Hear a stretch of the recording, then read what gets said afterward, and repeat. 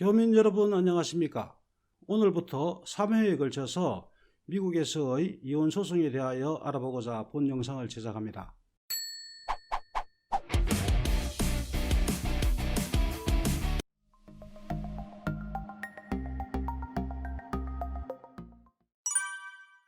결론적으로 말해 미국의 이혼 소송도 그 용어가 다를 뿐 한국과 크게 다르지 않아 그 종류도 쌍방의 합의하에 이혼하는 협의이혼, 부부 일방은 이혼을 원하지만 상대 배우자가 그에 동의하지 않거나 두 사람이 이혼을 하기로 하였으나 쌍방 간 이혼 조건에 다툼이 있어 그의 해결을 법원에 구하는 재판상 이혼, 그리고 배우자의 소재가 불명하여 신문에 이혼 소송을 공고함으로써 그 부재자를 상대로 이혼 소송을 제기하는 부재자 이혼 소송으로 나누어 볼 수 있습니다.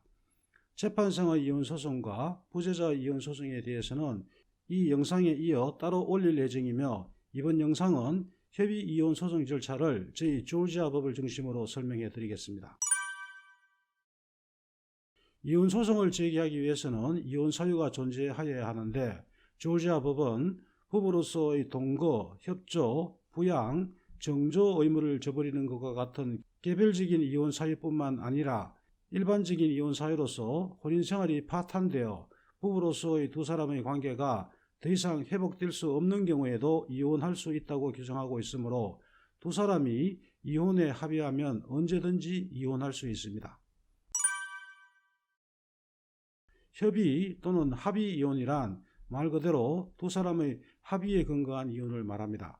모든 이혼 조건에 대해서 두 사람 사이에 분쟁 없이 합의가 성립하였음에 근거하여 법원이 그 두 사람의 이혼을 허락해주는 이혼 소송을 말합니다.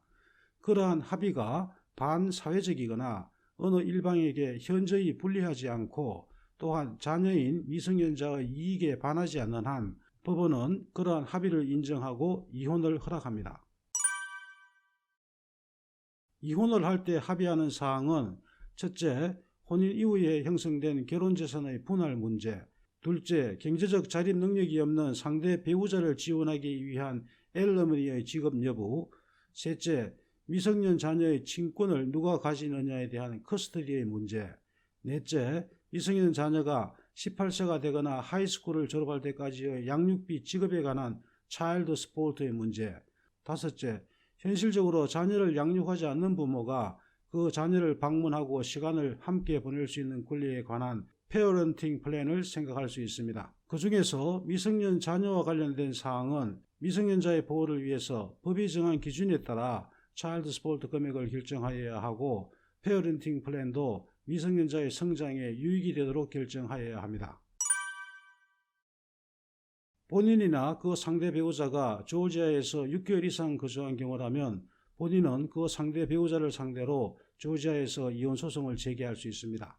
이혼 소송의 관할 법원은 원칙적으로 피고인인 상대 배우자가 살고 있는 카운티의 수피리어 코트이므로 이혼 청구 배우자는 이혼 소송에 필요한 소장과 모든 구비 서류를 준비하여 상대 배우자의 주소지가 있는 해당 카운티의 수피리어 코트에 파일합니다. 재판상의 이혼 소송과 달리 협의 이혼 소송의 경우에는 청구인인 피티셔너가 진행하는 이혼 소송에 대해 그 상대 배우자인 리스판던트가 이미 그것을 알고 있으므로 별도로 자신에게 서비스를 할 필요가 없다는 Acknowledgement of Service 양식의 서명 공정하여 코트에 제출하면 되고, 별도의 서비스 절차를 밟을 필요는 없습니다.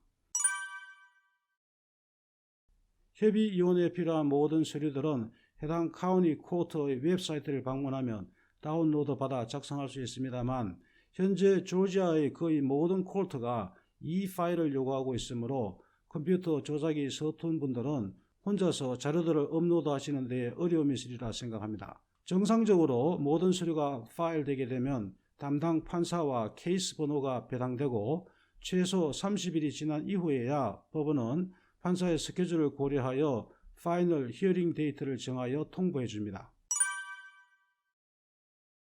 두 사람 사이에 미성년 자녀가 있는 경우에는 두 사람 모두 피티션을 제출한 후 파이널 히어링 전에 코트에서 진행하는 4시간짜리 페어렌팅 클래스 교육을 의무적으로 받고 그 서티피킷을 코트에 제출하여야 합니다. 교육에 참석할 수 없는 분들을 위해서 많은 카운티가 코트로부터 승인된 회사의 온라인 클래스를 수강하는 것을 허용하기도 합니다. 해당 코트 데이트 때 두 사람이 출석하면 판사는 두 사람의 이혼 의사와 이혼 합의 사항에 대하여 사실을 확인한 후 별다른 문제가 없으면 당사자가 합의한 대로 이혼을 허락하는 판결문에 서명하고 그 판결문이 코트 레코드에 기록됨으로써 두 사람의 혼인관계는 법률적으로 종료됩니다. 통상 이름을 변경하기 위해서는 법원에 별도로 개명 신청을 하는 청구를 하여야 하지만 이혼 소송의 경우에는 결혼으로 인하여 남편의 성을 따라 자신의 성을 변경한 배우자가 원래 본인의 성을 회복시켜 줄 것을 법원에 요청하면 그 성을 회복시켜 줍니다. 이것 역시 판결에 의한 이름 변경에 해당하므로 그 성을 회복한 사람은 향후 그 판결문을 보여줌으로써 본인의 소셜카드, 면허증, 여권상의 이름을 변경할 수 있습니다. 협의 이혼은 본인이 직접 진행하여도 되지만 코트에 제출하여야 할 양식의 종류가 많고 특히 미성년 자녀가 있는 경우에는 양육비의 산정, 양육권의 지정, 페어런팅 플랜의 작성 등 법률적으로 복잡한 문제들이 있습니다.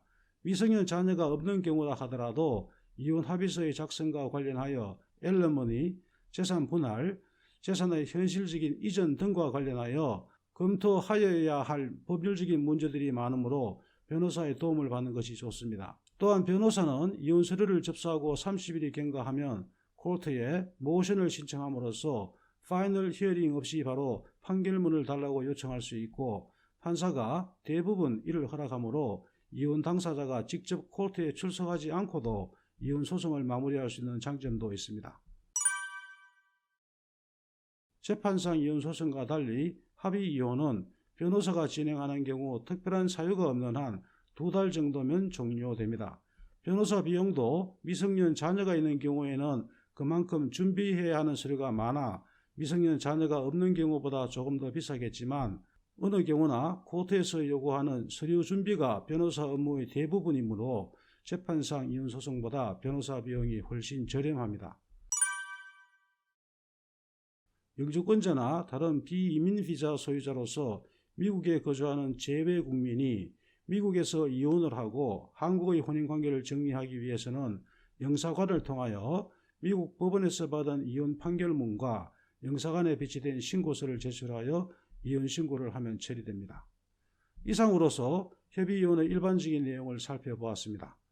재판상의 이혼과 부재자 이혼 소송에 대해서는 이어지는 영상을 참조하시기 바랍니다.